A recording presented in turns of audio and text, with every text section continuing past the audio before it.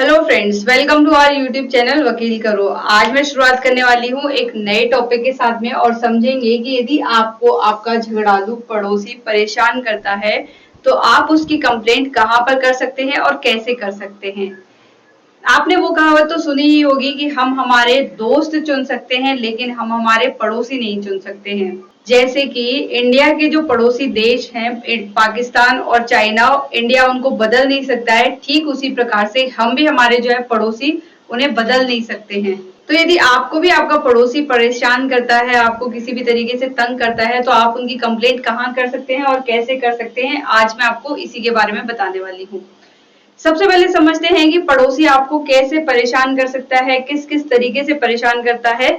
तो यदि आपको आपका पड़ोसी आपके साथ में न्यूसेंस क्रिएट करता है, जैसे कि बहुत तेज आवाज में डीजे बजाना, लगातार डीजे बजाना, आपके एग्जाम्स है उन्हें पता है, फिर भी वो यदि ऐसी कुछ न्यूसेंस क्रिएट करते हैं, पार्टी करते हैं, दोस्तों को रात रात भर अपने घर पे रख करके बहुत तेज आवाज में जो है न्यूसेंस क्रिएट करते हैं, जिससे आस पड़ोस के जो लोग हैं उन्हें सोने में, अपने जो काम करने में यदि प्रॉब्लम होती है, या ऐसे ही किसी भी तरीके से यदि आपके पड़ोसी आपको परेशान करते हैं, तो आपके पास में जो है बहुत सारी रेमेडीज अवेलेबल है, यानी आपके पास में बहुत सारे उपाय हैं। तो आज मैं आपको इन्हीं रेमेडीज के बारे में बताने वाली हूँ कि आपके पास कौन कौन सी रेमेडीज अवेलेबल हैं आपके झगड़ालू पड़ोसियों के लिए।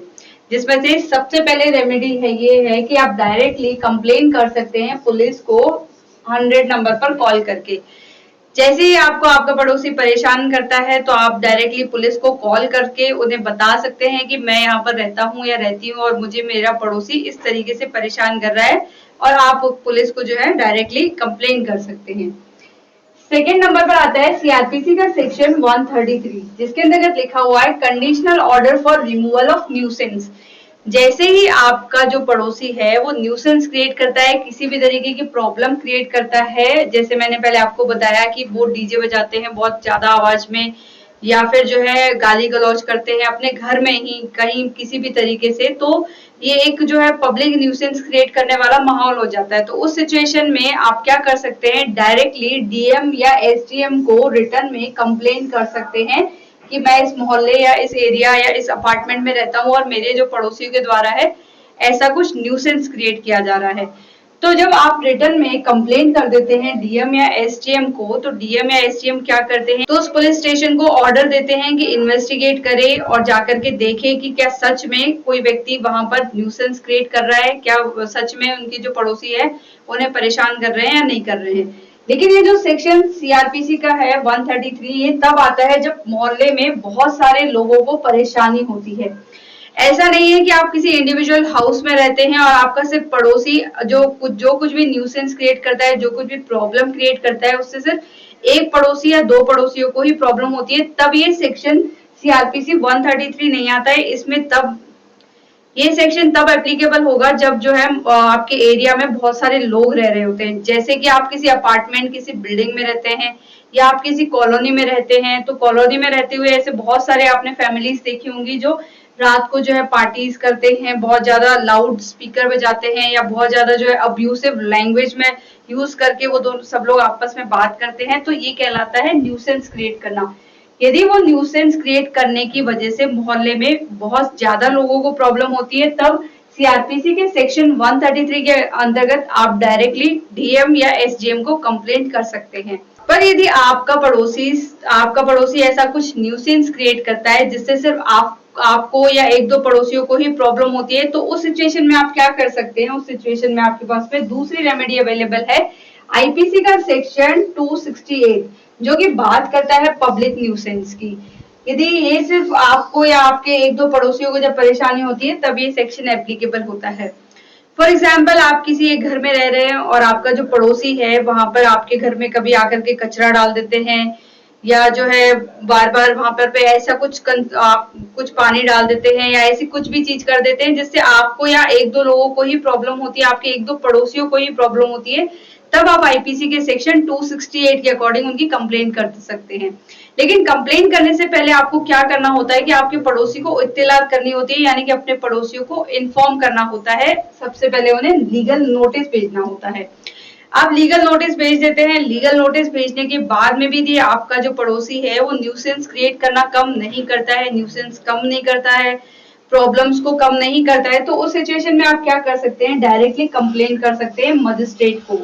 अब इसमें आपके माइंड में एक क्वेश्चन ये आ रहा होगा कि आप डायरेक्टली एफआईआर कर सकते हैं क्या? तो इसमें आप डायरेक्टली एफआईआर नहीं कर सकते, क्योंकि ये जो केसेस हैं ये नॉन कॉग्निजेबल केस होते हैं, यानी कि कम गंभीर अपराध होते हैं। क्योंकि ऐसा तो है नहीं कि पड़ोसी ने आकर के आपके घर में कोई मर्डर कर दिया हो, तब ये जो है कॉग्निजेबल ऑफेंस होता है, इसमें आप एफआईआर दर्ज कर सकते हैं। लेकिन यदि पड़ोसी आपके घर पर जो है कुछ न्यूसेंस क्रिएट करता है, कुछ भी प्रॉब्लम छोटी मोटी क्रिएट करता है, तो ये कम गंभीर अपराध होते हैं, तभी इसी वजह से इन केसेस के अंदर एफआईआर दर्ज नहीं करी जाती है। इसके अंतर्गत जो है आप डायरेक्टली कंप्लेन कर सकते हैं मजिस्ट्रेट को। मजिस्ट्रेट इन केसेस में सबसे पहले इंक्वायरी करते हैं कि क्या सच में वो कंप्लेंट जेन्युइन है या फिर फेक है। तो यहाँ पर जो है सबसे पहले आइडेंटिफाई करते हैं मजिस्ट्रेट, उसके बाद में जो है उन कंप्लेंट को देखा जाता है। तो यदि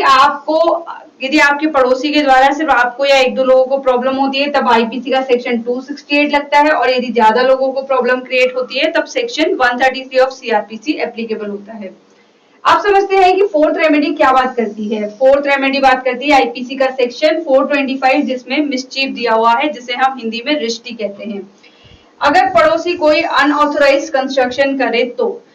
फॉर एग्जाम्पल आपका घर है ये और आपके पड़ोसी का घर है, आपके और आपके पड़ोसी के घर में एक सिंगल दीवार है, और उस दीवार पर आपका पड़ोसी बार बार कुछ हथौड़ी मारता है या ऐसा कुछ होल क्रिएट करता है जिससे आपके घर का कंस्ट्रक्शन में कुछ प्रॉब्लम हो जाती है, ऐसा कुछ कंस्ट्रक्शन में बिगड़ जाता है, आपके घर का शो बिगड़ जाता है, तो ये कहलाता है अनऑथोराइज कंस्ट्रक्शन। यदि आपका कोई पड़ोसी ऐसा कुछ अनऑथोराइज कंस्ट्रक्शन करता है तो ये आईपीसी के सेक्शन 425 का ऑफेंस कहलाता है।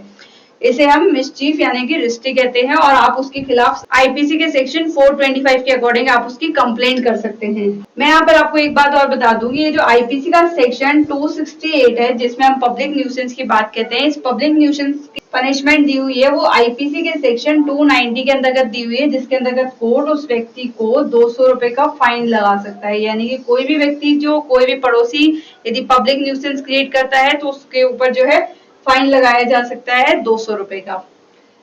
अब लास्ट समझते हैं, लास्ट रेमेडी है हमारी आईपीसी का सेक्शन 441 क्रिमिनल ट्रेसपास। अगर पड़ोसी आपके पार्किंग में रोज गाड़ी खड़ी कर देते हैं या छत पर आपकी अनुमति के बिना आकर के और कुछ काम कर लेते हैं,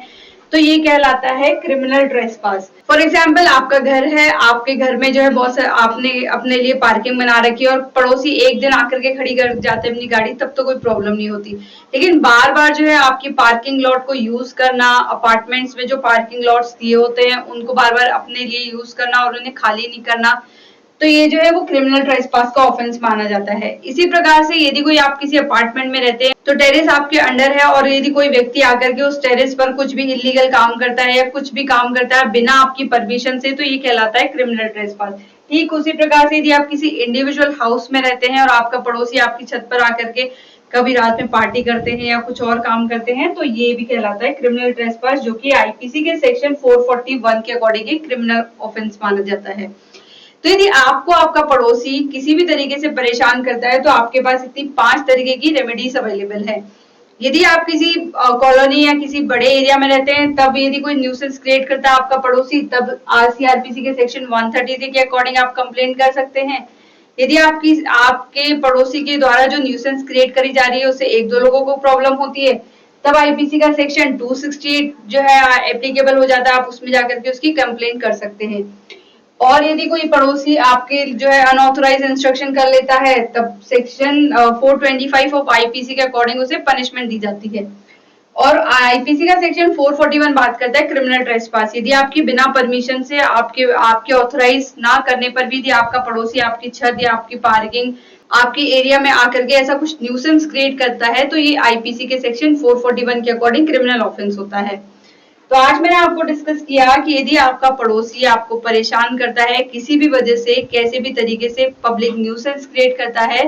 तो आपके पास कौन कौन सी रेमेडीज अवेलेबल है, आप उनकी कंप्लेंट कहाँ कर सकते हैं और कैसे कर सकते हैं। मैं उम्मीद करती हूँ कि मेरे द्वारा दी गई इन्फॉर्मेशन आपको पसंद आई होगी, और आप प्लीज लाइक करें, शेयर करें, साथ ही साथ हमारे यूट्यूब चैनल वकील करो को सब्सक्राइब करें। Thank you.